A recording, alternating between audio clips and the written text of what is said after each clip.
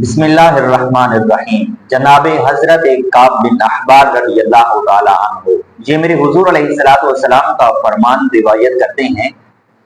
میرے حضور علیہ السلام فرماتے ہیں کہ اللہ تبارک و تعالی نے جنت میں زبرجد سرسبز زبرجد موتی کا محل پیدا کیا،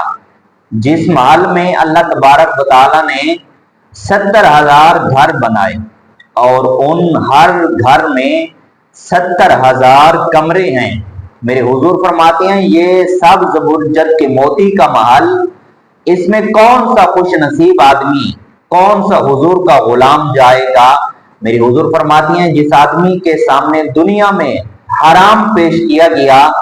مگر اس آدمی نے معاذ اللہ کی رضا کی خاطر اللہ کے خوف میں، خوف الہی میں آ کر اس نے حرام کو چھوڑ دیا، تو اللہ تبارک و تعالی ایسے آدمی کو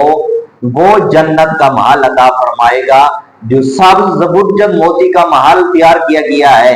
اور اس گھر میں 70,000 کمرے ہیں۔ یہ کون سے خوش نصیب آدمی ہیں جنہوں نے دنیا میں رہ کر اللہ کے خوف میں آ کر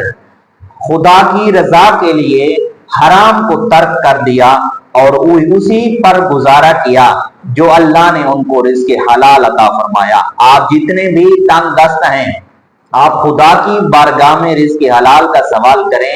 اور اللہ سے ہمیشہ یہ دعا مانگتے رہیں کہ یا رب العالمین ہمیں حرام سے محفوظ فرما۔ میرے حضور علیہ السلام فرماتے ہیں کہ جب تک کسی آدمی کے پیٹ میں حرام کا لقمہ رہتا ہے